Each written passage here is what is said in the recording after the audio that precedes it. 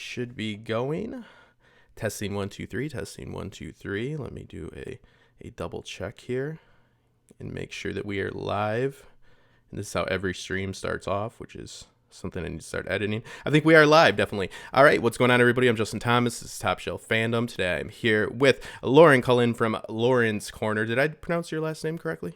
Yes, you did. Ah, Well there done. we go. Yeah, Cullen, it's pretty easy, so I nailed it. All right, stream's done. Yeah, we're gonna be talking about we're gonna be talking today about let me do a quick sound check, but about poetry and about understanding it, about how it's created, how it's dissected, and it's just something that's really fascinating to me. When I first came across your channel, Lauren, I thought to myself, first off, brave. First off, unique and original. The link is in the chat below. This is an early stream. Lauren is in Scotland, and so obviously time difference, so we're doing this a little bit early.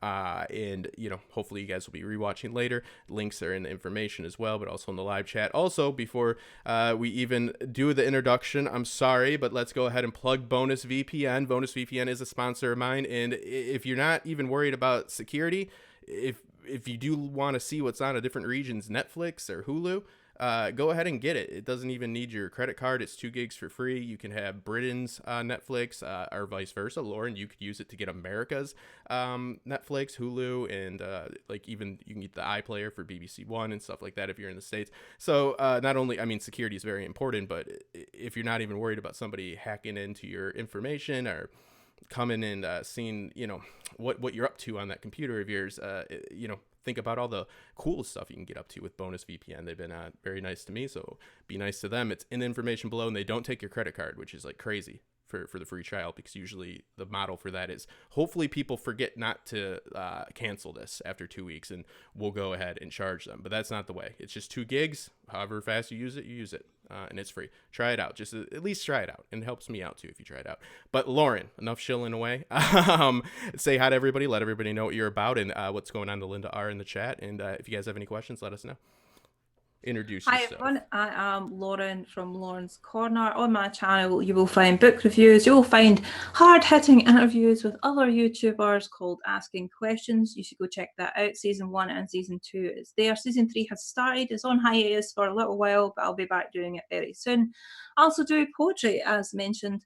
I specialise in poetry. I write poetry. I have a couple of books that I've written. Book number 4 is finished, and I'm just getting into the minutiae of putting it together and waiting on my artist to get the book cover together. And I do other things. I have another channel called My Student Diary, where I'm basically blogging and showing you the process of being a mature student in Scotland. If you like that sort of thing, go check that out. And I am here. I am privileged to be here on Justin's channel talking about this, and I'm really excited for this because Justin's been treating me like some sort of professional or the expert on this, but I'm going to try and do my best to make this as interesting as possible. Thank you.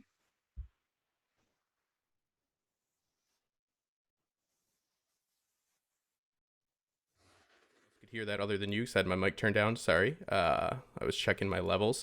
You could hear it, Lauren, but they could not. So it's important to reiterate what I was saying. Well, I'm having you on because you are an expert of sorts. You are an authority on it. You are not only getting your formal education and schooling. What was your exact degree? Literary arts? I'm doing my honours bachelor's degree in English studies, which is basically English literature. Yeah, there you go. So, which it's YouTube, so that makes you're pretty much the dean. No, but besides all that, you've actually came out and you've recited on your channel, you've written on your channel, and you've published a few books. And I look forward to your further work. And I've had the pleasure of meeting you in person at the con. And we talked about doing this for a while because I've gotten pretty deep into literary criticism in thinking, okay, because we all like to critique stuff and we all like to say that was good or that was bad, but it's like, well, can we kind of boil this down to more of a science, at least have some sort of structure? So I've looked at all the different approaches and methodologies for that. And then I thought about, man, so poetry, that's something that I pretty much just assumed I had a grasp on since like the first poem I was shown as like a child, like a haiku in like kindergarten. You know, I mean, I know what poetry is, but it's like, but do I really? And does anybody? You know, it's one of those answers is both satisfying and kind of frustrating at the same time. Not only is it subjective to what poetry is, but the different ways to dissect it and identify it. The methodologies are, you know, subjective as well, but that's art for you, and I tend to love it. In your opinion, what would you define poetry as? Okay, so for me personally, I can answer it to being cathartic. I can answer poetry to being a way to deal with one's life, to mature in one's life, and to explore vocabulary, words, meanings, placing them together, and not only going with what you've learned from what you've originally seen in poetry, but creating your own poetry, something that stands out and is different from what has been established, because essentially that's what poetry does. It forwards society. Poets, it has been said, are the unsung, unknown legislators of the world. They are compassionate, they are empathetic. They have reasons to inform or inflame. They can incite revolutions, and indeed they have done, or go hand in hand with them in the changing tides of politics, etc. Poetry is at the heart of everybody, whether they know it or not.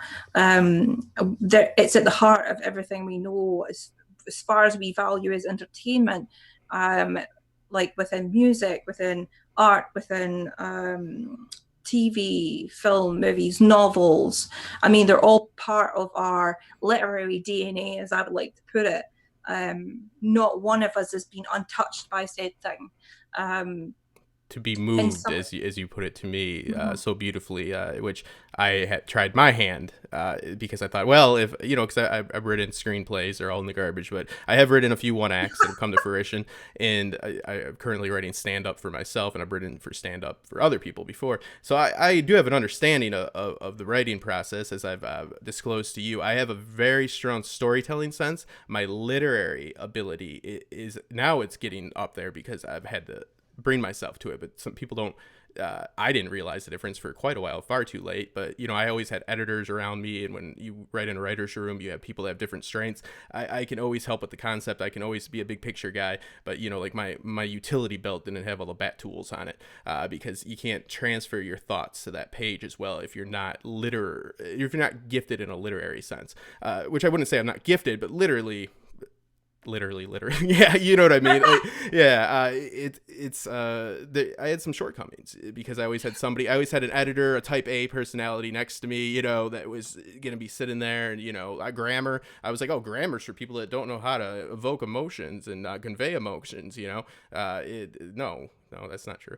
That's a quote, I think, from by I think Hemingway said it, and it's just something fun to say if you're lazy. But anyways, I tried it out, and I was very moved. Again, going to be redundant here, by your you know, explanation to me privately about what it was, and what you just said. You quite simply put it to me that it's anything that moves you, and that's so true.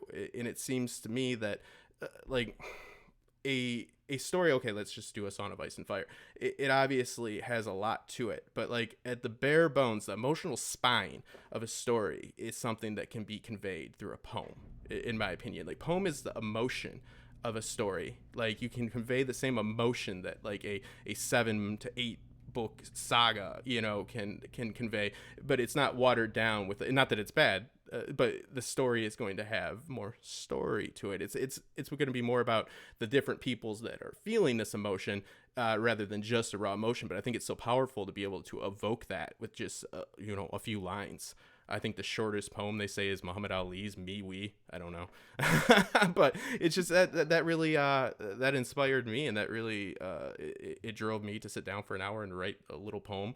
Maybe we'll share it, maybe we won't, but I shared it with you, and it was an interesting process because, like I said, it's always amazing that you think you have such a grand understanding of something, and something so simple, until you have just a minute of introspect, looking in and being like, oh, do I really know what it is?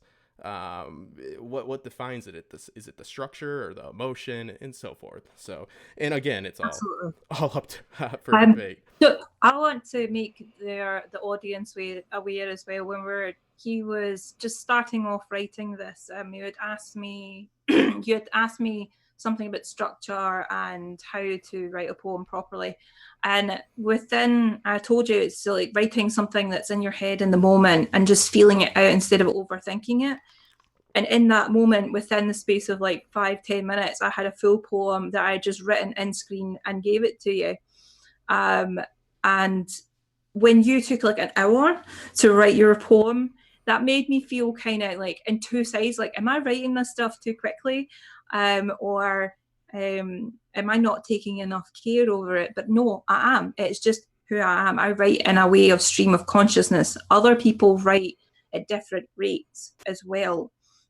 So that kind of ties into it. I mean, you took complete and utter care and time and attention over this one poem, which is amazing. It just shows the level of your ability to have some sort of perfectionism. You want it to be right. You want it to look right. You want to know that what you're saying is complete and is correct in your view. Whatever you're feeling is out on the page and you can see it, and it just has its own aura. And your poem definitely does. It's not bad. It is good. And I appreciate what's it. Terrible, right? Let me just say, if it was terrible, I would have told you straight up, right? Yeah. But it's done.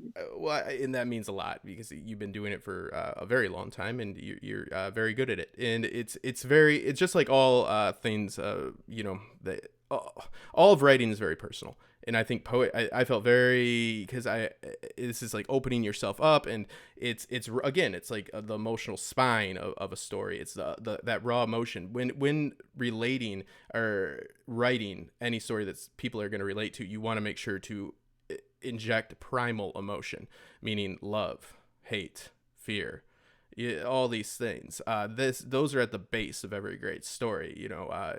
Robert McKay, who wrote literally the book on story, will always, I shouldn't say reduce, but he will break it down to the bare bones of the story and be like, okay, so this is what it's about.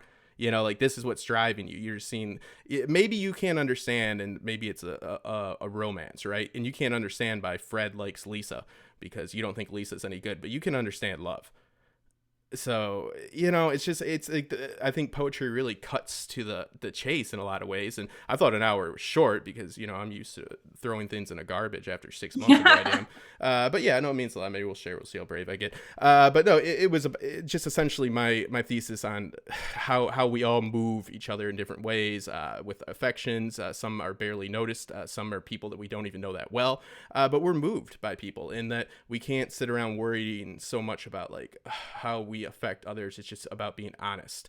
And I realized when I was writing it how quickly it could go off course due to me trying to, first off, be too rhymey, second off, adhere to a structure. I'm like, what am I sacrificing sentiment for structure? Am I doing this or that? Like, it's a lot of the same things that you'll run into when writing a screenplay happen when writing poetry. It's not easier. It's like, what's easier, acting on a stage or acting in a film? It's different. It's something to be said for having only one take, on the stage. When you go out there, you only have one time. That's very, very difficult. I've done it. But also there's something to be said for having to do the same line 60 times because maybe it's not even you that's messing up. So it's just different. But yeah, like I was like, oh, this could be taken as like some commentary on like people getting triggered and all, like, oh, your words don't matter, though the words do matter. And it was just more the sentiment of, you just got to go. You're not meant to be somewhere. You're not meant to be down a certain road. We all like kind of look at the past and probably varying and thinking, oh, I wish I would have done this or not done this. But it's like, we're all just, as long as you're honest to your own feelings and your own emotion, was kind of what I was. Well, as far as writing goes for myself, when I'm writing poetry out, especially poetry, I don't edit it afterwards. Mm-hmm. For me, as I said, I've got a very stream of consciousness way of writing, and there sometimes will be a plan, right? I want to write about this, and then that will be the plan.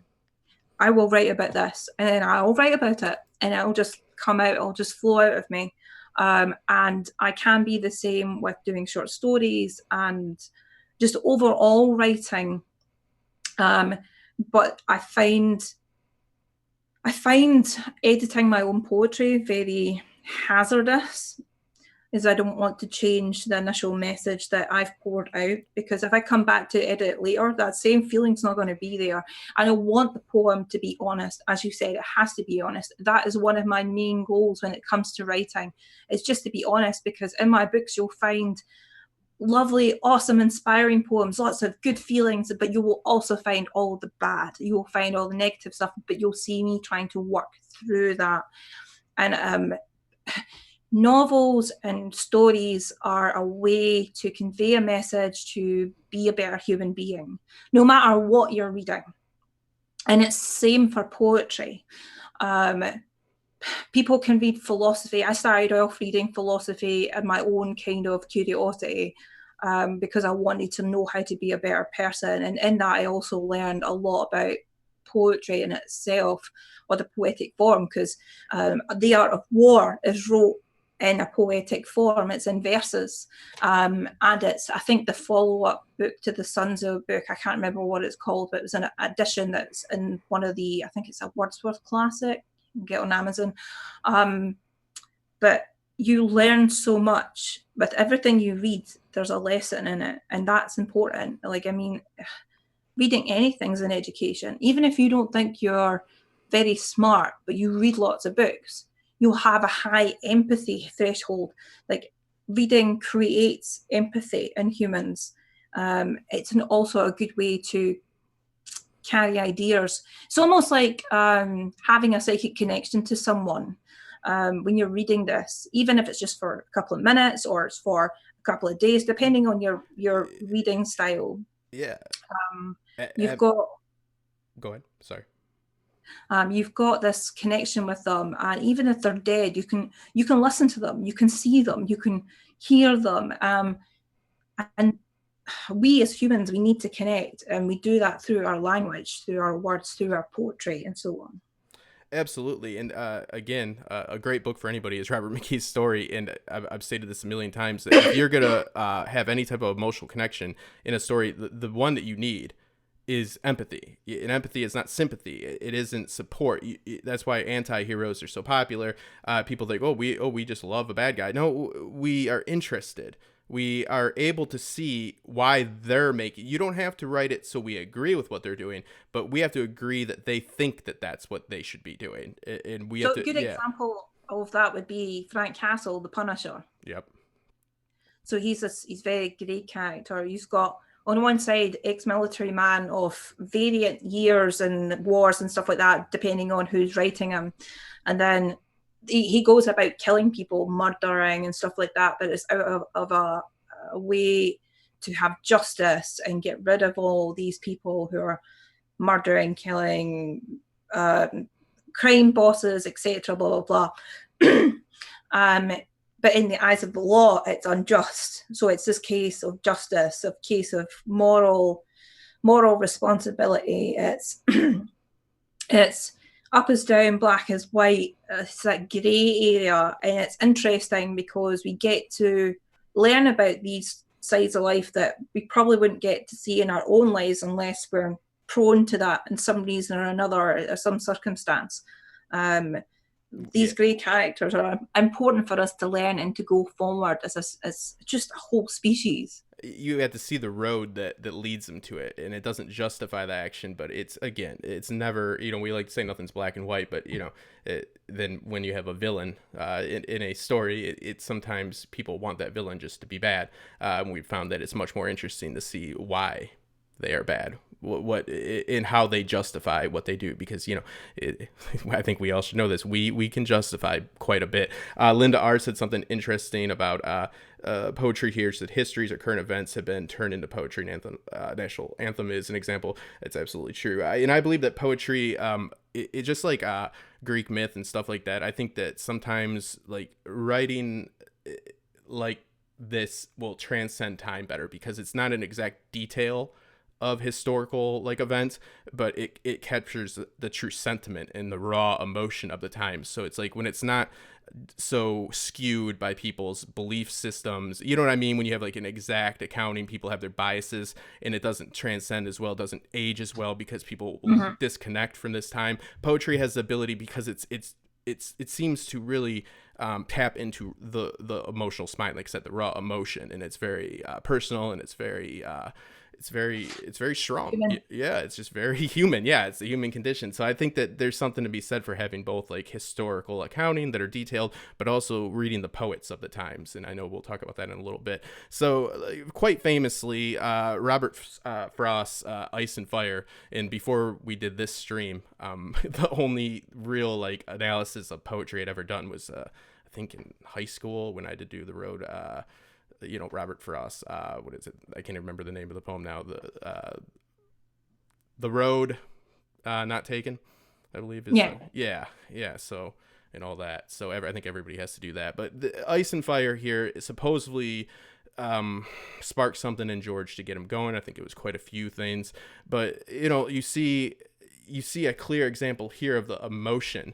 And George has a actual interview in which he says that the obvious thing, yes, there's more. People say I was influenced by Robert Frost's poem, and of course I was. I mean, fire is love, fire is passion, fire is sexual ardor, and all of these things. Ice is betrayal, ice is revenge, ice is, that kind of cold inhumanity, and all that stuff is being played out in the book. So like a mixture of the War of the Roses, his, love of Norse sagas, and all this in this poem. Like, this is the raw emotion that he was feeling. And it's funny because this has been interpreted by him in a different way that I've seen it interpreted by others in just my short time researching, but it all kind of boils down to about the same sentiment in the end. But we also see poetry within the works with Jenny's song and stuff like that. Peaky Blinders, which I'll pull up in a minute, has a bleak midwinter, which is a great example of something I also talk about when talking about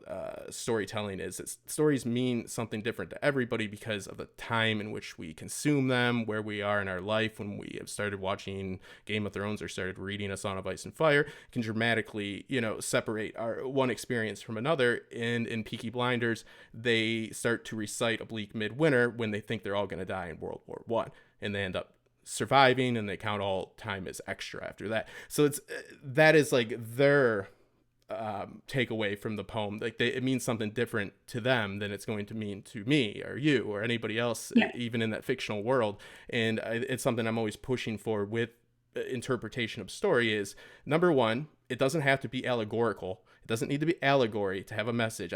Even people I really respect and work with, I've heard say multiple times that A Song of Ice and Fire doesn't have a message because it's not allegory.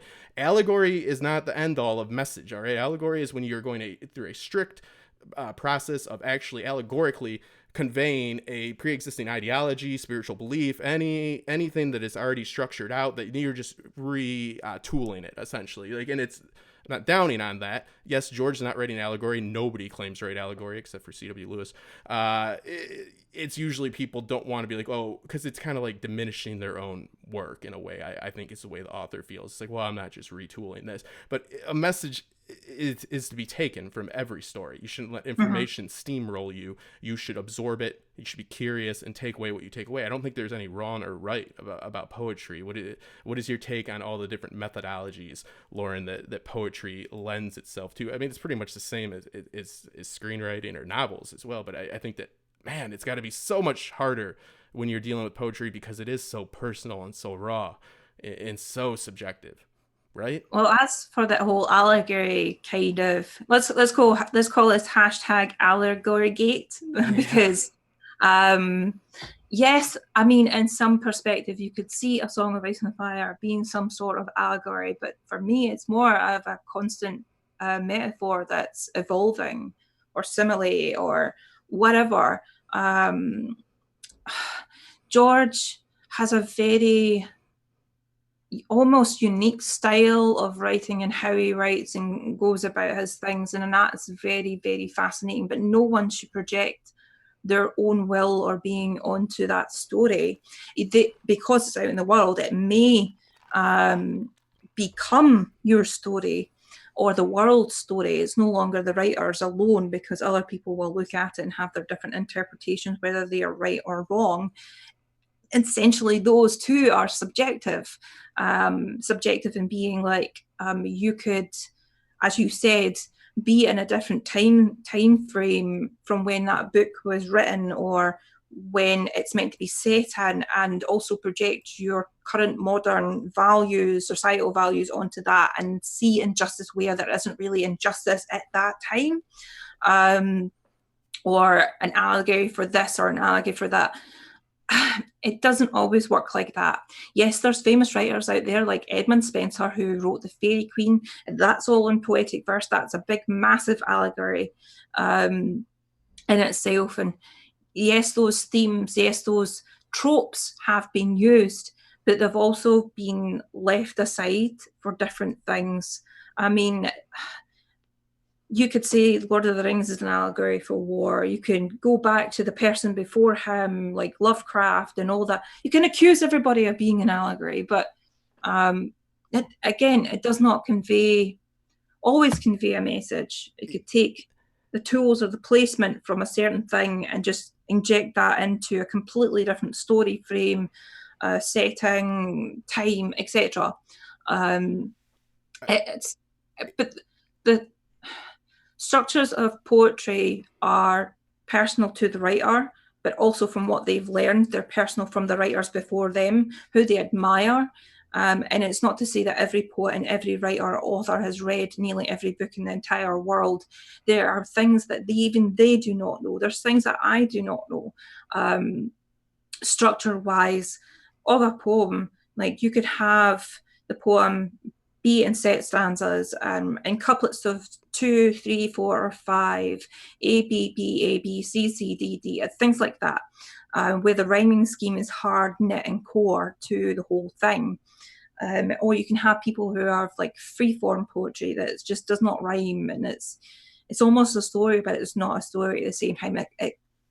It tilts on that line. Well, what about the Iliad and so forth? Like Homer's work is considered to be poetry, like as a whole, right? I mean, yep. But I'm sure there'd be an argument. It's basically an epic poem, because there's no other way to describe it. It is an epic. It's a plethora of references to Greek mythology and other ancient religions back then, and it's even just to hold in your hands and just flick through it is immense, because it's so much to take in. Even I haven't read it yet, but I've got a friend who's got it, and I have sat and flicked through it in front of him, and he's not so much into poetry, but I was like, oh look, there's that there, and he's doing this and he's doing that. My friend's looking at me weird, like nerd. But it's, those things are beautiful. It's much in the same as the Fairy Queen. The Fairy Queen was meant to be a 12-book long poetic epic set with Arthurian legend, but with the Fairy Queen being Queen Elizabeth I, and her opposite would be Mary Queen of Scots, and there's whole politics and that all around it as well. I think that when people start to worry so much about being considered somebody that writes allegorically, it's because you could definitely look at Tolkien's work and like have a Freudian approach to it and say everything's got to do with World War I, which you could definitely like make a strong case for that. You could also look at the Arthurian tales in the Norse sagas and Beowulf, stuff like that, and make all these connections.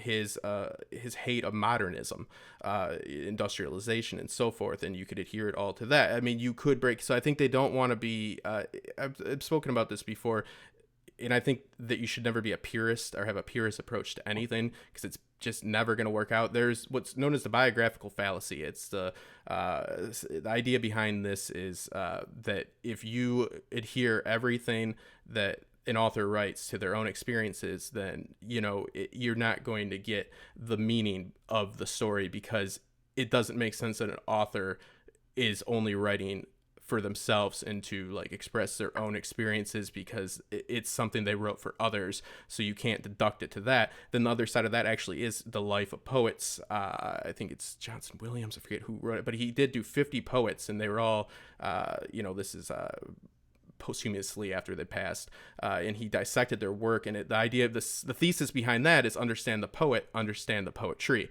So I walk the line of saying you have to, like, the more you know about these authors, I think the better, because you write what you know. But I definitely think you're able to write and convey, or mean to convey, something differently than it's taken from them. There's just nothing you can do once it's out of your hands. So like I walk that thin line between the biographical fallacy, because, you know, the thesis there is it's just then what everything is just essentially meant to be like a diary for every author, you know, like it's not meant for anybody. This is a writer publishes to have the world read it, not just for them. And then the other side of it, you know, you can't, they both have their points. So like a purist approach is just always, it's just not the way they go. But it's a thin line, because you are picking and choosing, you're psychoanalyzing, most of us without psychology degrees, people, but it's fascinating. And with the structure of poetry, you know, you have what, like your 575, you have Shakespeare's sonnet, that, not his sonnet, but, you know, he uses sonnets, and that's what he's known for. So that seems to work. I kind of like think about that is there's a certain, just like the hero's journey in a 3-act play where you got your arc that is pretty much it's like boilerplate. It doesn't change too much. The story can change, but the arc is going to stay the same for your story overall. It's just people find things that work, right? Find things that that speak to people, and they convey messages like very efficiently. So a sonnet seems to have appeal. Whatever the 575 syllable format, that seems to have something that works about it. It's just like the scales in music, in my opinion. But I do find it to be fascinating. To be fair, right, I'm very much like you. I have very much a big curiosity for who the writer is, what their experiences are, and also the poetry in itself. But another aspect for me is the historical aspect of the surroundings, the time period they were in, what may have led to them writing this poem, or what are the political instances, what are the sociological. I get very anthropological with it, so I encompass pretty much everything that I can, and try to look at the poem in many different ways. And if you want to understand something, you need to read it many, many times over.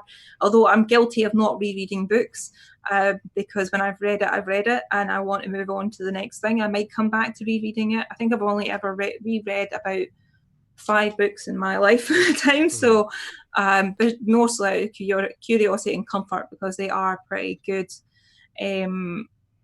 As for sonnets, yes, you can have like the whole 5-syllable thing, but they are itself flexible.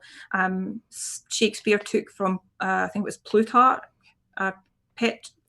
Petrarch or Plutarch. I forget. It's a P name. He's a Frenchman. It's Plutarch, yeah. Yeah, he created sonnets, and then Shakespeare kind of took them on and made them in this specific way, all kind of changing the rules slightly. So there can be like 10 to 12 lines, but there's people within Shakespeare's time or just after Shakespeare's time who extended those rules and made sonnets that are like 16, 18 lines long, and change the syllable count, but it'll still be a sonnet because it has couplets or it has triplets and things like that. And when I say couplets or triplets, for anybody watching, it's meant with a rhyming scheme. So A, B, B. So you have 2 words that rhyme with each other, and then another 2 words that are different that rhyme with their selves, and just flows all the way down the poem itself. But out of that came much different poetry.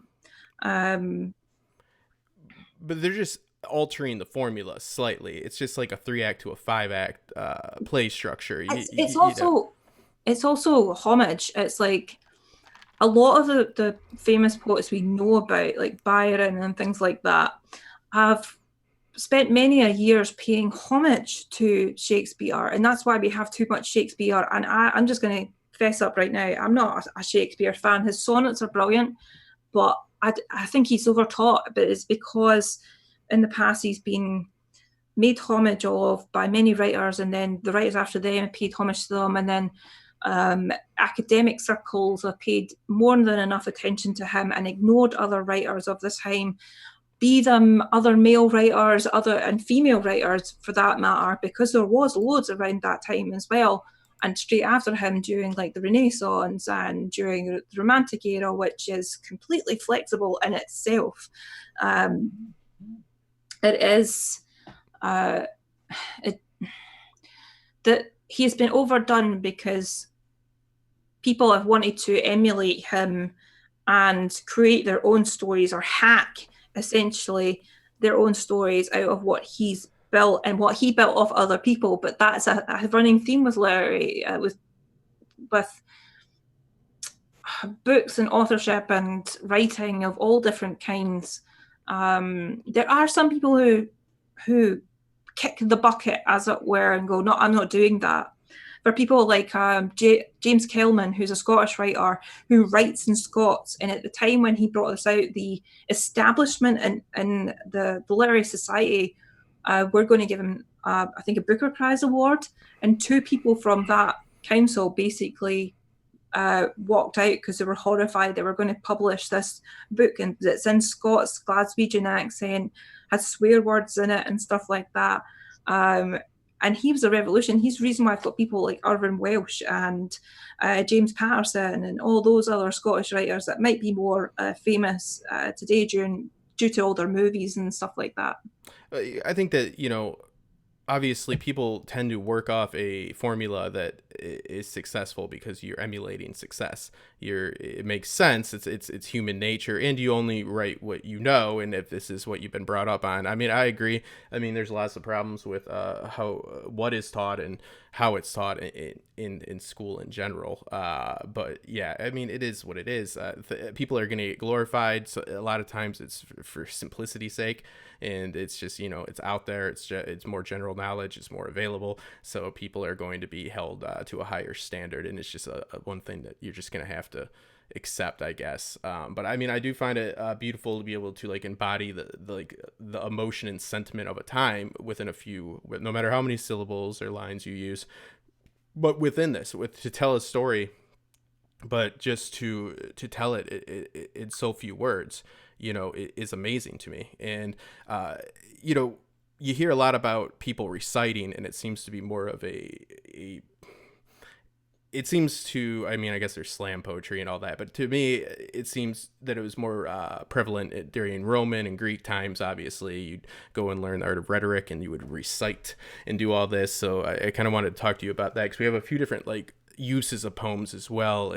We have the poems that inspired George. We have Jenny's song right here that's used within the story, and this is to kind of give us the emotion and sentiment behind a event that changed that world, that led to the Mad King coming in. So speaking of reciting, would you like me to speak out or recite this poem? Or I'm not singing it. I don't have the vocal tone to sing this song particularly in my accent, because it'll just sound really terrible over this.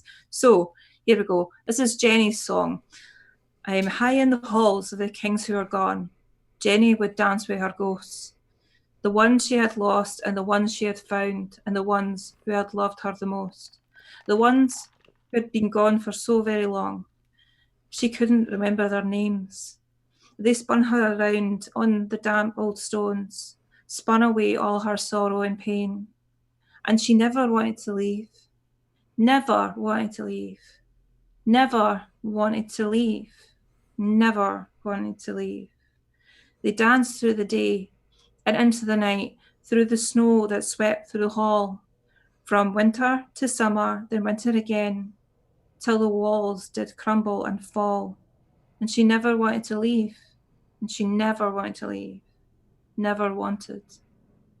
See, there's some beautiful emotion right there. What would you say about a comparison to, for instance, I have experience in this, so you can have the best stand-up written for somebody, and if they don't perform it, well, it's not going to land. It's going to fall flat. Vice versa, you can have some of the best performers that have lackluster material, and they don't have timing, or they have the perfect timing so they can make things work.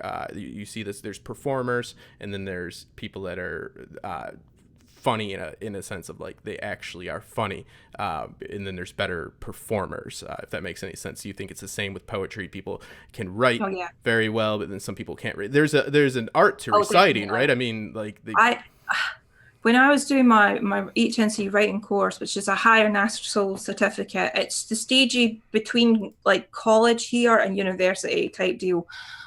We used to do like poetry or like live events, and they would always put me on first.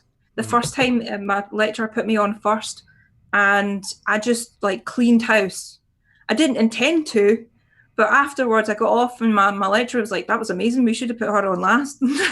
And so the next time we did, and I like, there wasn't a dry eye in the house at that time, and just it was good. I didn't realize how good I am at doing it, and I sometimes still don't. Because if you're going to read, you need to read with feeling. You know, you just can't be a monotone nothingness that's going to lose the crowd. They're just going to shuffle off to the bar and be like, "Bah." You're not going to make them like poetry anymore by just being just meh about it. If you got a message to say or something to convey, go for it. I mean, that last night, I was scrolling through some of my old videos, and I actually came across one of my own performances from a bar called In Deep in the West End of Glasgow. It's called 6 Minutes in Deep. I made it a good title for it. And I actually sat and watched it, and it was like I'd done a combination of a sort of stand-up routine with poetry unintentionally, because I did a few jokes beforehand, and then in between I told a few, and it got a good couple of laughs, and so did the poetry. It got a good response, and the people who organized it, I gave them my phone to record it, and you can hear the guys in the background going, "This is awesome, yeah!" And I specifically had a poem that I read. I called A Man's Space and Time, and I read it, and I made sure that the men in the audience knew it was for them. And it got some good reactions. And in fact, when you watch that video, there's a couple sitting in the background, and during that poem you can see the guy smiling, the girl next to him scowling like mad, like what are you talking about? But he's pure loving it, and so are the guys behind him. And for me, watching that back, the importance of that is knowing that I actually am pretty good, that there is a way to impress myself even when I think I'm not doing too great. And I think that's also the great purpose of poetry as well. If you can do it, you can write it, and you can recite it well and have it recorded. And even at the time you don't feel it's great, you can always come back to it. It's great for reflection. It's great for inciting at your own kind of internal revolution. I think that's what makes it so you feel very vulnerable when you're doing it, because you're expressing your own emotions. So it's just like when you write your own material and then you do your own material, a lot of times it can be harder than writing and having somebody else do something, because but when you're writing in your voice, and then like you said, like you're up there, it's very freeing, I would imagine. I've never recited poetry in front of people, but I've had similar experiences with acting and being on stage, and it just that's why I found it impressive. No, it's even better is if there's people in the audience who you've wrote poetry about. I love that. I secretly love that. I love reading poetry that's about people that are in the audience that I know, say friends that have came with me or whatever, and they don't know what that I'm talking about, because I write it in a way where it doesn't name names or anything like that. It's very ambiguous. And I always love to see, while I'm speaking it, their reactions. Those are very important as well. I mean, if I can strike notes to make people's facial expressions change or posture change or just lean forward a little bit, I mean, that's me doing my job properly, That's utterly important.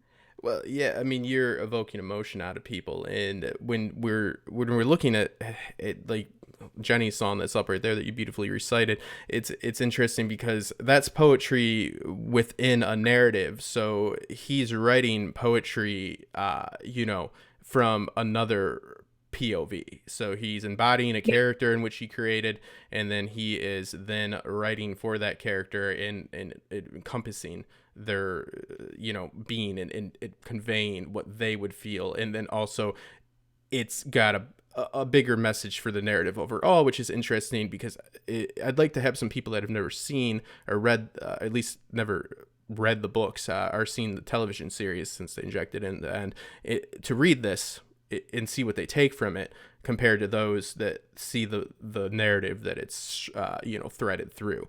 It's a very interesting dynamic, at least to me, for it, because it's, again, I mean, the sentiment is there, but we know it has higher implication, right, when we read it within the narrative. So it's the context of the art as well, and the context of the emotion.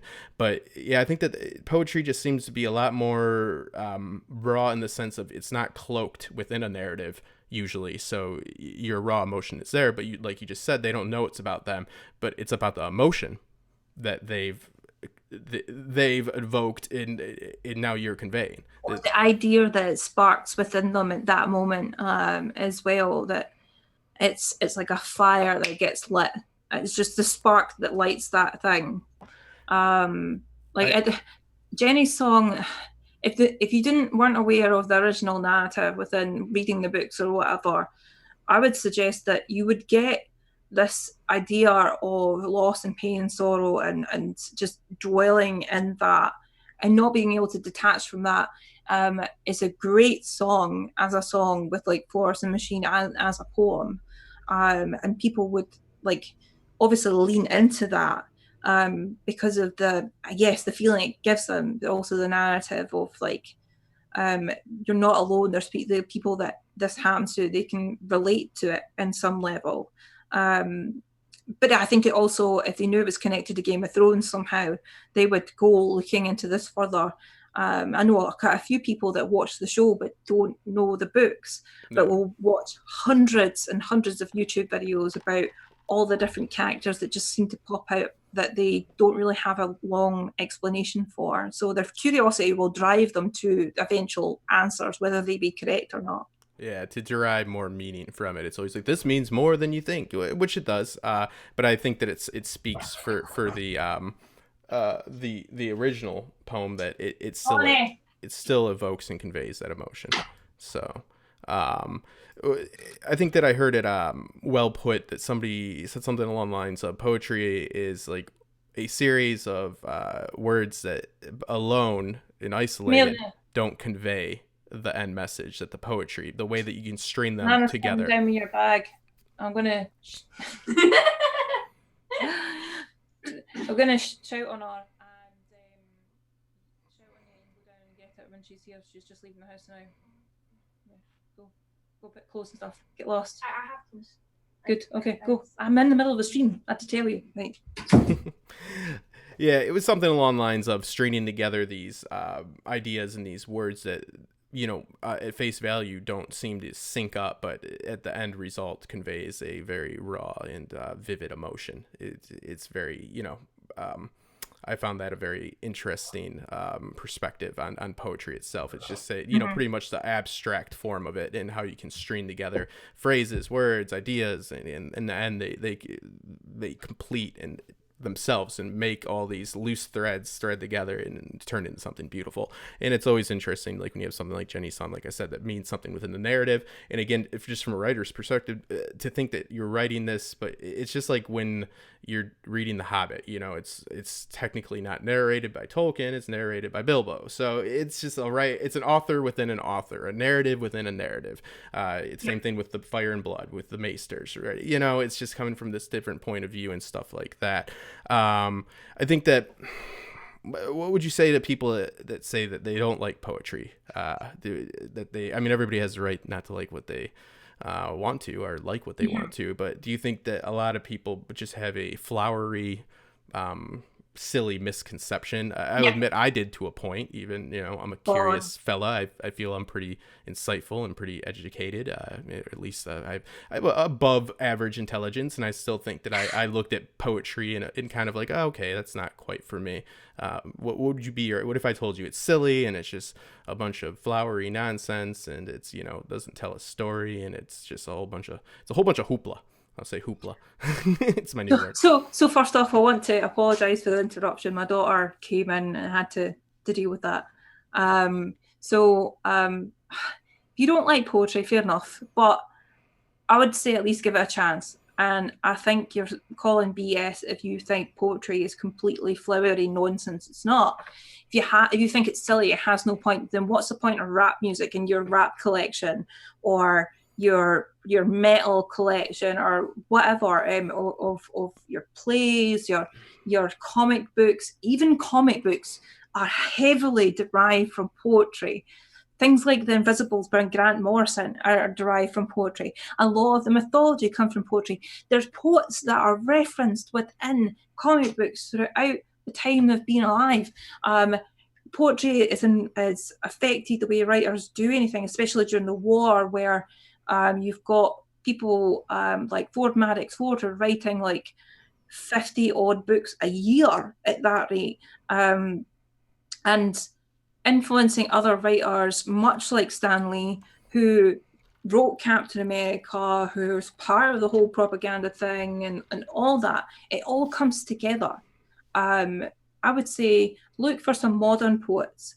I would say ask a friend who likes poetry to give you something that's not Shakespeare, because that's where your misconception comes from, because you've been taught it in school. And the minute somebody mentions his name, you're like, oh, Yeah, shoot me you now. envision some guy yelling at a skull on stage.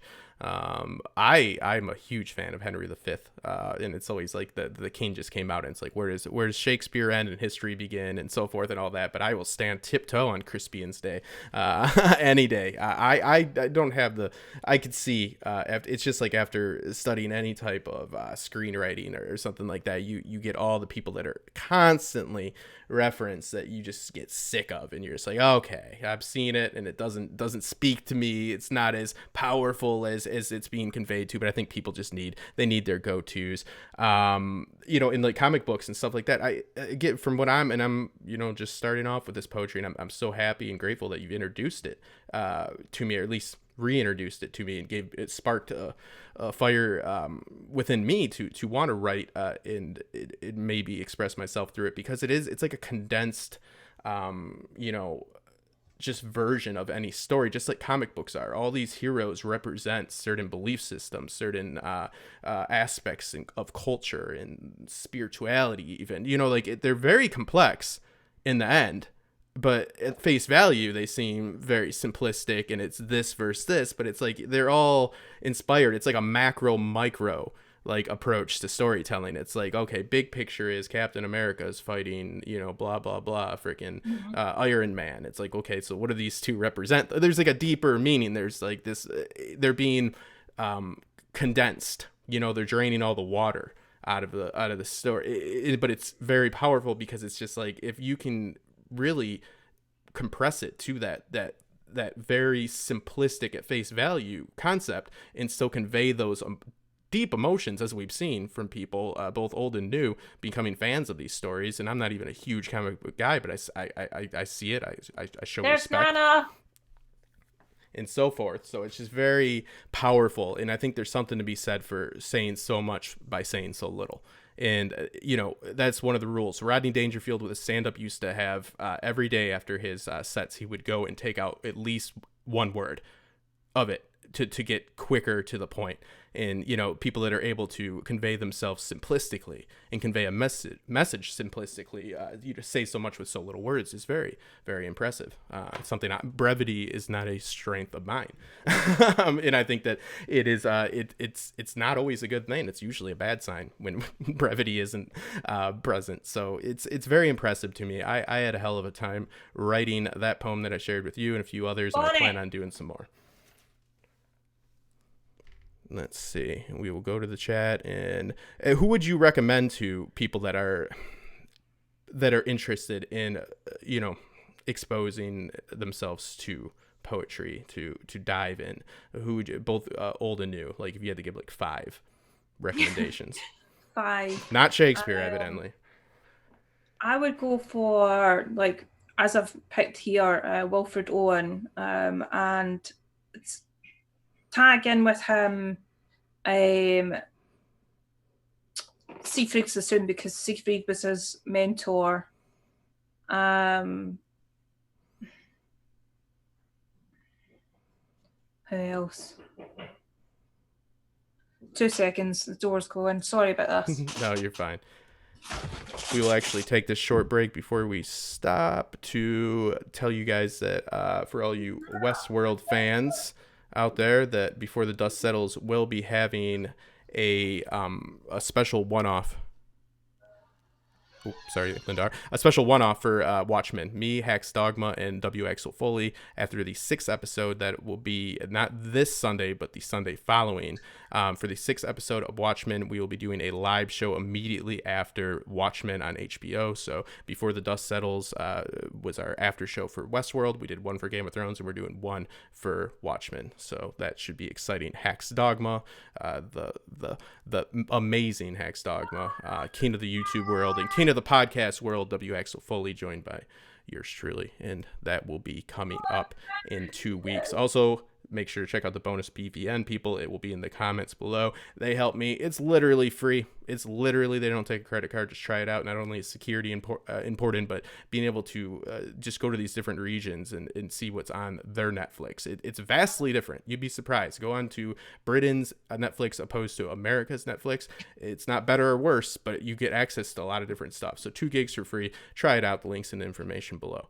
And we'll be closing up soon here. Lauren, we'll have you comprise a list and we'll put them in the comments. But I want to thank you for coming on. Thank you for sparking this passion within me, and I feel that it's therapeutic, and I feel like it's a great medium for conveying my emotion and for exploring my capabilities and to give a few more tools on that utility belt that I'm trying to get up to Batman level for writing, because it definitely stretches your abilities in a literary sense, for sure, because you realize, oh man, my vocabulary isn't as vast as I thought it was. Oh man, you start to see, I'm like, oh shit, all right, but that's always good. It's just a different medium. Like I told you, I'd approach the same way I approach some short stories. I'll sit down and I will give myself I'll write a story that doesn't go past 2 blocks of somebody's household. Somebody has to leave their house and walk 2 blocks. These aren't stories you're going to publish, but you sit down and you write 15 to 25 pages and you stop and you just finish the story. So I had the same approach to this, and I found it to be therapeutic. I found it to be gratifying and a very it really shined a light on some areas that I could work on, and it definitely even had me learn a little bit something about myself. And also to the literary criticism aspect, how that poem could be easily, probably unfortunately, taken in a few different ways. It could definitely be a vehicle for somebody else's beliefs that, it was not meant to be. It could definitely be taken as, oh, don't worry about what you say to people, because it's all just, as long as it's honest, you're good. So it could be like cancel and triggered culture could go, and it could be turning into a MAGA thing, which I assure you it is not. So it's up on screen right now. So it's very interesting and again, very personal, and it makes you feel very vulnerable, but I will keep working at it, and hopefully it will help me get out some actual screenplays. It'll give me the courage to get them out of the garbage and send them in. So if you want to go ahead and let everybody know where they can find you. And Are we closing out? Yeah, we're gonna close out. It's been an hour and 15 minutes, so we'll leave it at this. Most people are gonna rewatch. First off, I just want to apologize for being so in and out. My mum had to pop by with my daughter's bag because she forgot it, so that's why there was you don't need to apologize for taking care of your family. So we don't hold that against you here. Do you not want to talk about any of the other poems that we picked up, or do you want to recite yours, or because I've got time to carry on? Well, I guess I could read mine. Roads paved by truest emotions. If you're gonna move me, I won't cry out or fight back. Besides, I have no place nor say in that. For all of one's numerous protections, none stand greater than the purity of affections. Expressed through truest words, we have no say in the direction they lead towards. You'll move for reasons you believe good. You'll move for those you didn't know you could. If we appear dangling from a rope in need of slack, remember there's no place for us to go back. No place where anyone is supposed to be, other than the place true emotion is clear to see. moved by words delivered with great intention, as well as those not thought worth a mention. I'm moved by purity of intention, not preconceived nor contemplated direction. I'm always as far as I am close to a place only honest chaos determines, via these roads paved by truest emotions. So the idea behind that was Lauren had given me a very short but effective answer to what poetry was, and it was what moves you. And I just started thinking about, how I'm moved by, I've been moved by people I've met for like 24 hours. I've been moved by people I've had a 5-minute conversation. I've been moved by people I've obviously known my whole life. I've been moved by people I've served by waiting tables, like somebody, an act of kindness. So the whole idea was I don't believe in a whole, you're supposed to end up here or you're supposed to end up there. I've had my high points and my lows. I've had a lot of struggles. I've had a lot of traumatic stuff, just like anybody, but I try not to live in the past. And I thought, yes, I could have went this way. I could have went that way, but then I wouldn't have been introduced to this or that. So there's all these variables that play into it. And I don't believe in any like, predestination per se or anything like that. But what I could see could be taken from this is a total lack of, humanity and kindness behind words, because there's this whole triggered culture where people are like, oh, people get too easily offended. That is not my point. I think that words do need to be delivered with kindness, and you need to know, but you have to be true, and you have to be true to yourself. It's more about acting honestly and pure, and like what we do on here, we're not heroes or anything. We're the real heroes, the YouTubers, but to put yourself out there, it takes, that's what drew me to your channel and gave, right away, ding, ding, ding, you won it. My respect. Congratulations. Do whatever that's worth for it. But I was like, hey, whatever. A lot of respect. Okay, I'll take that. But I thought, however well it does, because let's face it, things that are more educational, instructional, or have any real substance to them tend to not kick off as quickly as, everything you missed in this episode of The Walking Dead.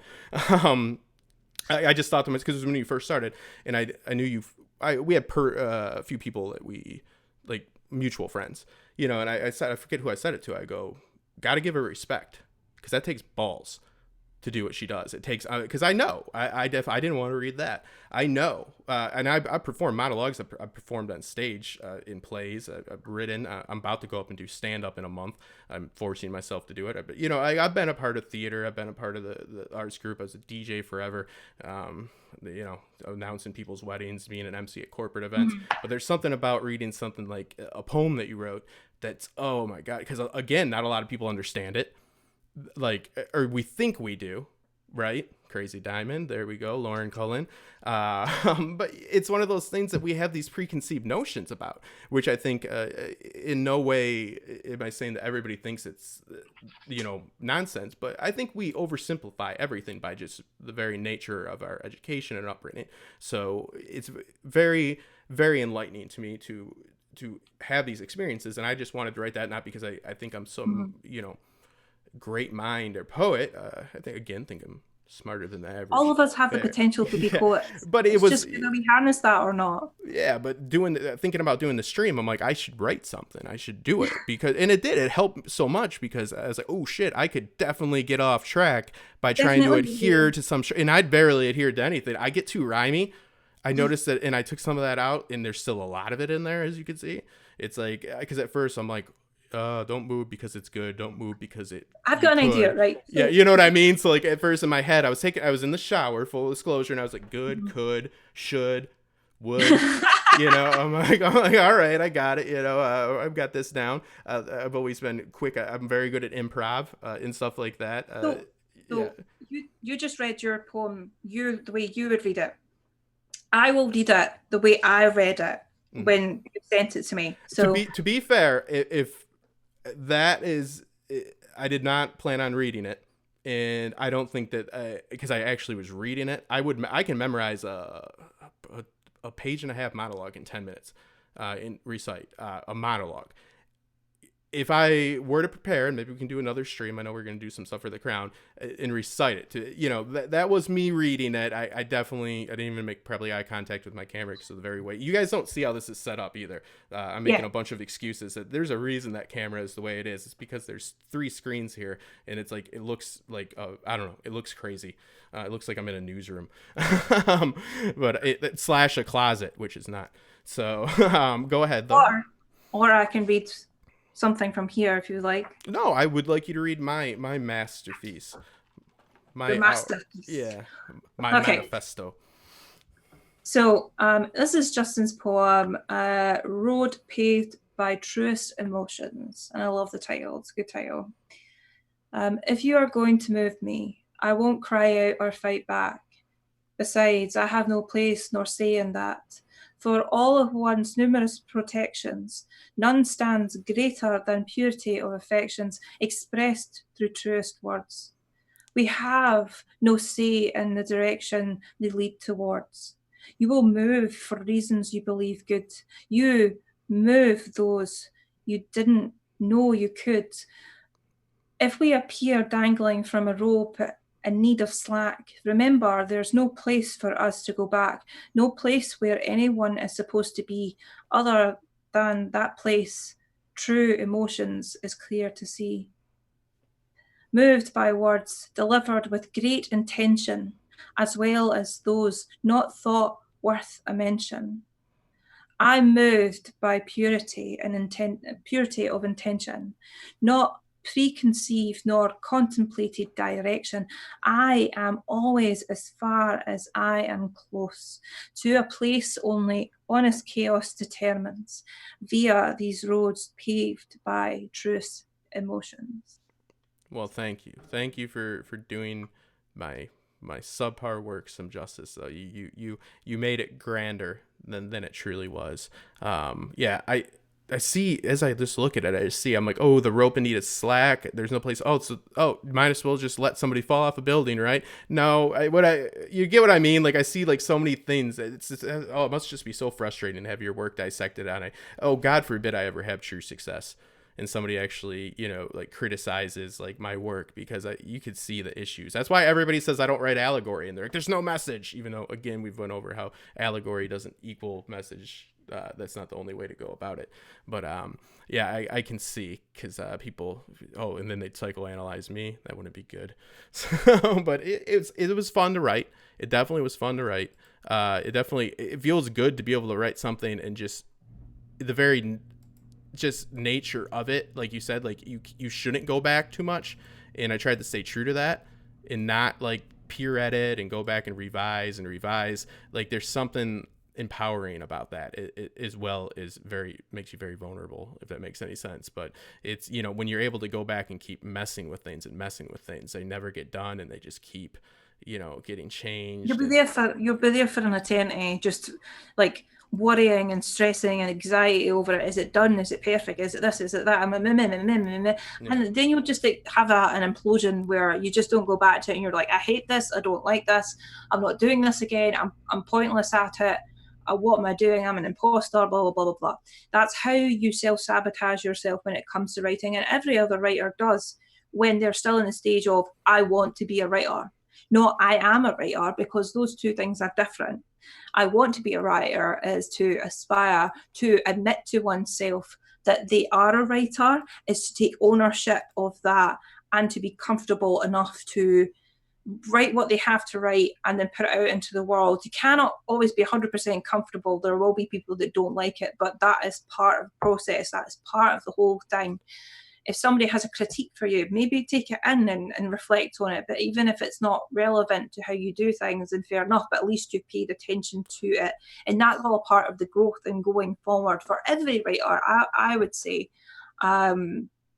So even if anyone's watching this on the rewatch and they are wanting to be writers or to write a novel, don't be wanting to, just write it.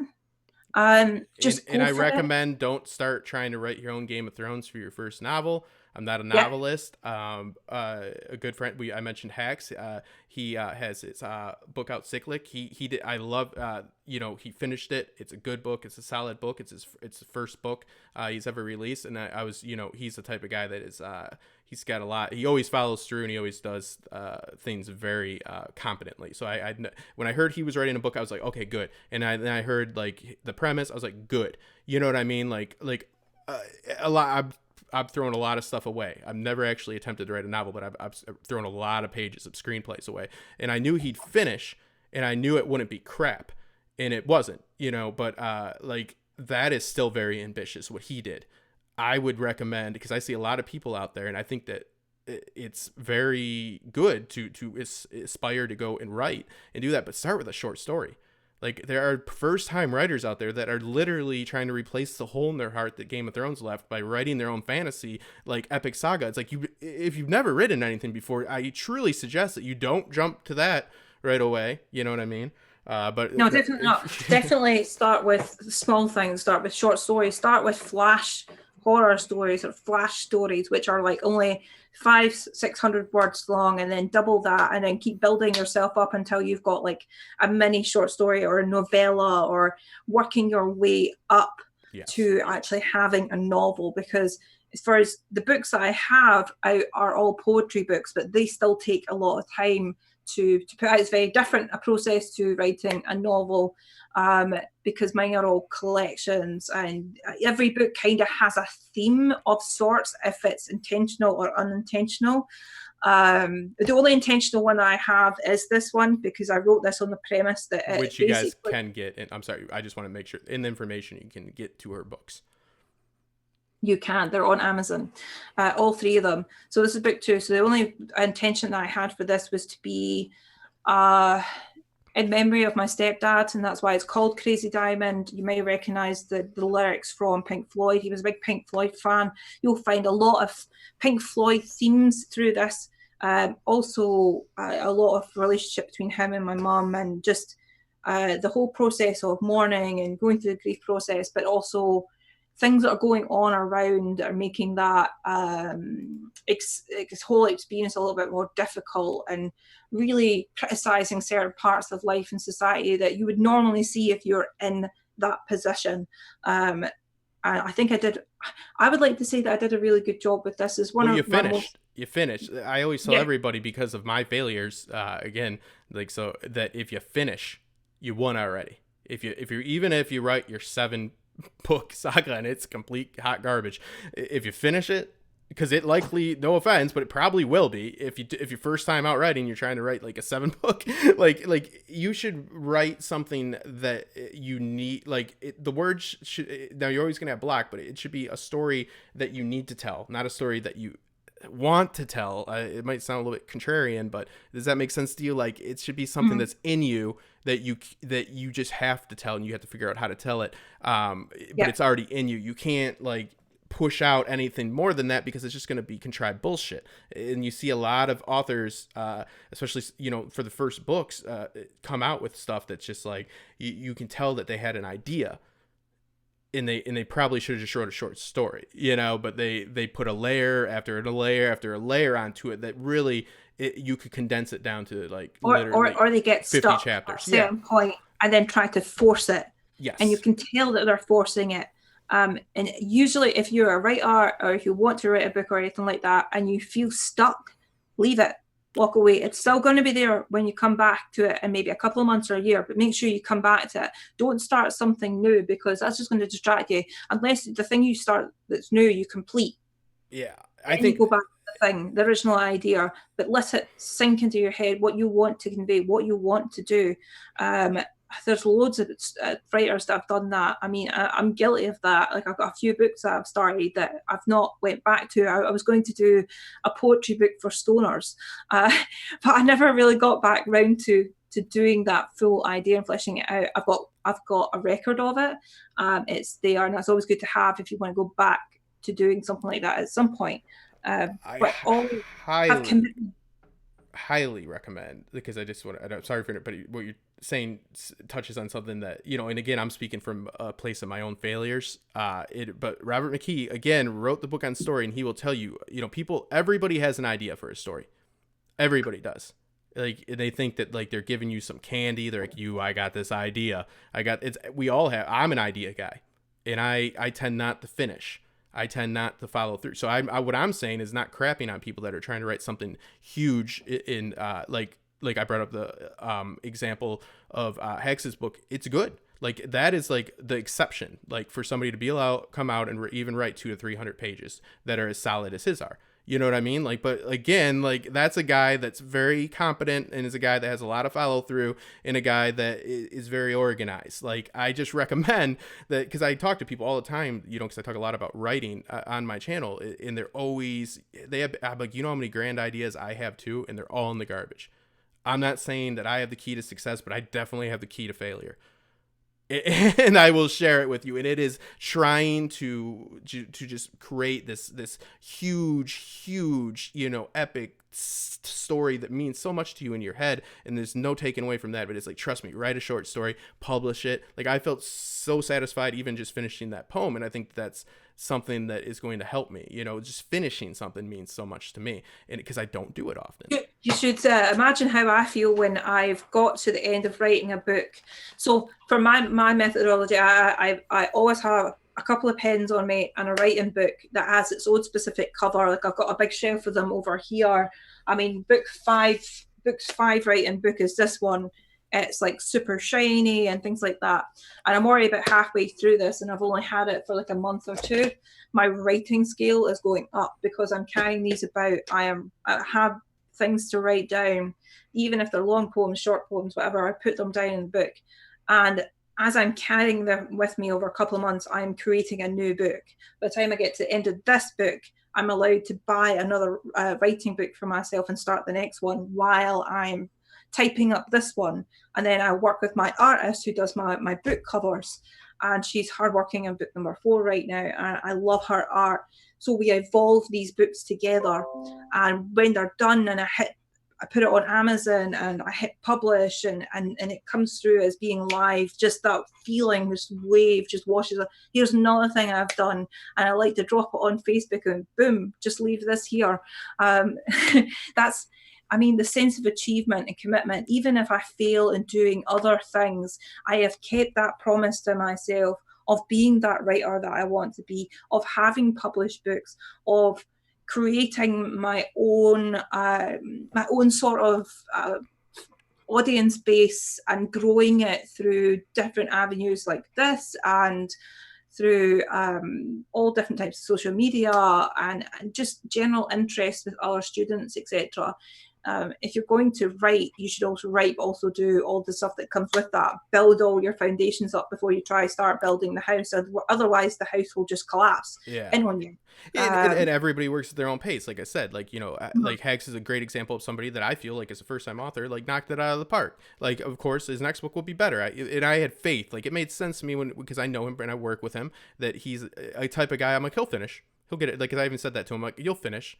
I'm like, and it'll be good. I'm like, it might not be the best story, and I think it was better than I even thought. I'm just using an example because a lot of people will set the bar. Well, this guy wrote a book, and it's not that somebody's better or worse than you, but it's just like, there's different personality types. You got people's different work ethic, people, the way in which they think. Like, when you got somebody that's very pragmatic and exact and creative like that, that's a nice little mixture. That's very advantageous. So it's like, yeah, like, don't always go out and try to write. I just see it so much, especially recently after Game of Thrones ended, so much of it, and I again, I'm speaking from a place of, like, my garbage can's full of things I don't finish. So, like, I really recommend you look into finish the actual achievable, tangible goals out there, and to do it, because there's no shame in writing a 25-page story whatsoever, you know, and that something that is going to be 25 pages and good is something that's better than 1,000 pages and shit. So, you know, I'll take the 25 pages of good over 1,000 pages of shit any day. Totally. So I would like to read something that I typed into the plan that we'd had on this. So poetry is the anthropological phoenix butterfly at the heart of our humanity, being born out of itself in a multitude of colours, beating its wings, changing the course of history, the present and the future. It will die endlessly and be reborn unto the hearts and minds of those who seek to know its true nature. That is essentially what poetry is, and on a kind of whole. I wrote that as well, and that in itself is not even in the poetic form, but it is poetry as well. From what I've just said, that's just that explanation. Poetry is poetry. It is. It lives, it dies, it comes back again, it rebirths itself, it annihilates itself. It's all those things. It's magical. Poetry is magic. Yeah, I love the series Rome. Has a lot of great quotes like "You lack poetry, sir." Your poetry is a young man's game, and stuff like that. They're just different lines that are delivered, and because you always have you have Octavian who becomes Augustus, and he wants to he wants to work on his poetry. He doesn't want to become political. This is in the series, not in history, but it's something that stuck out to me is their way to entertain each other a lot back then was to recite to each other. And, because they didn't have these mediums that we have now. And now everybody can be an authority. Even me, I'm guilty of it, overstepping and stuff like that. I'm not trying to, hold up. Of course, I hold the people I work with in high regard and their works in high regard. And I'm very happy when they come out with something successful. And I'm also really aware of my own faults. So it's you can't hold yourself to somebody else's scale. You can't do that. You gotta be accepting that somebody is able to do one thing a certain way, and you're able to say what you want to say in a different way. And I've found that accepting that and embracing your shortcomings and working on them is going to be better. I wouldn't ever say how to write a book. I will tell you how not to. It's essentially being a YouTuber, because a lot of us get kind of caught up in the whole community aspect of it all, and trying to beat others and getting very competitive with it, and then when they're not doing well, or you're in a slump or a plateau, and these other people are growing around you and they've started later than you, you start to get self-conscious about it, or you're like, what am I doing right? Why are they doing it? And it becomes a whole kind of grudge thing. And that should not be the way it is. You should just kind of keep the blinders on. If you've got a way forward, if you had a plan initially for what you were doing, either as a YouTuber or whatever, then go with it. If it evolves the way you want it to do, then go. It will go that way in itself. You don't need to really jump on the bandwagon with anyone else doing something that you don't really want to do. Whether it be covering a TV show that's on at the moment or whatnot. If you started as a history channel and then you start going on different TV shows for no reason, why are you doing that? If you're not enjoying it, you're not going to be able to do it fully and properly. It's the same for writers. It's the same if you're a fantasy writer and you're trying to write romance and you're not a very good romantic or anything like that, you're trying to smash your way into it. You're just going to hit a wall. It's not going to go very far, especially if you haven't done the reading or the research for it either. Yeah, and it's what am I not, it might seem lame to people, but A Star is Born is one of my favorite films. It's something that I love all the iterations of it. But the latest one with, Lady Gaga and Brad Pitt, beautiful movie, and talks a lot about performance, talks a lot about art. And one of the major, themes is everybody's got talent, especially when you go out, everybody's talented for the most part.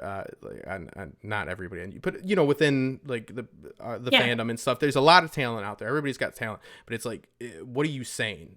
You got to have something to say that stands out. You got to have something to say that's worth saying, not just the same old, like you said, it's just, it turns into redundant bullshit. It's just, you're just you become a clog in the machine, it's how you say it is and it's what you're saying. It's got to be something that's worth putting out there, and it's hard because a lot of people are covering the same stuff, and it's so that's why I always have to remind myself and remind other people that I do episodic reviews of certain shows like Peaky Blinders and Westworld, but I aspire to be more Every Frame of Painting, Nerd Writer, The Take, to have the bigger picture. So I'm not, because I the people I work with all the time, you got to get 2 shows that you really focus on, and it's no, that's good advice if I wanted to go there and do explanations and summary videos for everything, but that's not what I started doing this because I was finding my creative side again. So I've learned on screen, and I continue to learn on screen. Not always the best thing as far as, having success, to have your Mhm. formative years, your growing pains, creatively and intellectually, I'm 30, so I have those, but you know what I mean, like on screen sometimes it's not because people see you fail, they see you succeed and stuff like that, so it's not always a good look, but it's honest, and it is what it is. And again, it's like, sometimes I really enjoy that my top 5 videos, maybe they're not as high as some of the, people I collab with and stuff like that, but they are 4 different television series, 4 different stories. Not all Game of Thrones, only one of them's Game of, you know what I mean? Like, not all Westworld. There's like, there's Story Theory, Dramatica Story Theory is one of them that's up there in my top. Like, I might not have millions of views, but I got hundreds of thousands, and they come from different places of interest. So people aren't just going to watch for one thing. That's why I want to do streams like this with people like you that have, a different perspective, and more and can offer insight into a different medium. And for me personally, this is people seeing me grow on screen again, because I'm reintroduced to poetry ever since Knick Knack Paddywhack, Give a Dog a Bone, and all that, all the stuff. Mrs. Muppet had whatever, you know what I mean. I'm a black sheep. Yeah, little Bo Peep. So yeah, it's again growing on screen. Hopefully there's something endearing to that, and that's why I try not to be negative. I was very negative before, but like, that's why I give praise where praise is due. Like when I said, Well, somebody perhaps wrote a you book can. that's good, you got to say they wrote a book that's good. When you say, hey, people out there that you see that are trying to like then go and copy that, don't. Like, if you can't, if you if you're trying to go and achieve something for yourself, and achieve something that is feasible. Don't, because I get it too. You get out there and be like, well, they could do it, I could do it. It's like, well, everybody's got their own situation, and again, There's limits to yes. those things. There's limits to those things. Yeah. I think we should actually revisit this at some point as well, if you're game for that. Absolutely. And focus on a couple of more bits of poetry or discussion of topic, because I think this deserves more than just one stream. But that's just me, because I like poetry. Well, for sure, we'll do one on a later and a later time and a later date, and I'll have 3 poems written by then, and we can have some. We'll have some stuff to talk about. And no, I definitely appreciate having you on. And I know after this, we're actually going to discuss, hopefully have time off air, how we're going to go about the Crown podcast. But yeah, oh my God, I'm so excited. I'm going to roll out the red carpet for you and let you tell everybody where they can find you. I want to remind everybody to go and do the bonus VPN, in that before the dust settles, after the following, not this Sunday, but let me look at the date. I believe it is, God, why didn't I have this ready? Let's look.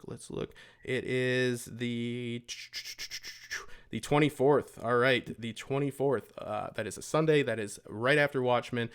Me, Hax Dogma, and W. Axel Foley will be doing a Before the Dust Settles for Watchmen. That is supposed to be a very big episode. That is when the embargo was lifted on critics to be able to speak about the series, was only if they were able to screen the first 6 episodes.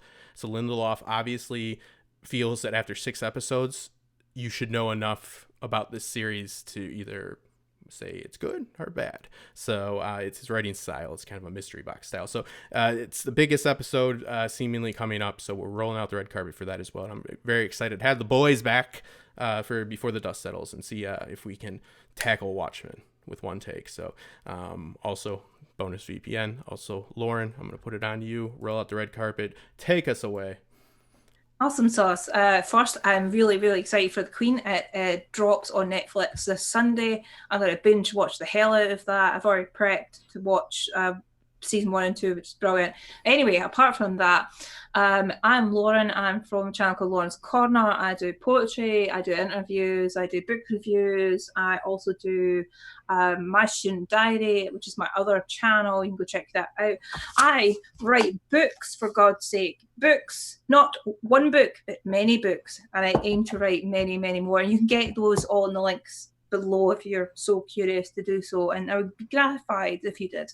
And yeah, I'm here to be honest, to be my pure wee Scottish self, and just have fun. And thanks for having me here with you, Justin. Absolutely. Yeah, check out her channel. All the links are in the information below. Lynda R., thank you for joining us, and I hope everybody enjoys the rewatch. We will see you guys soon.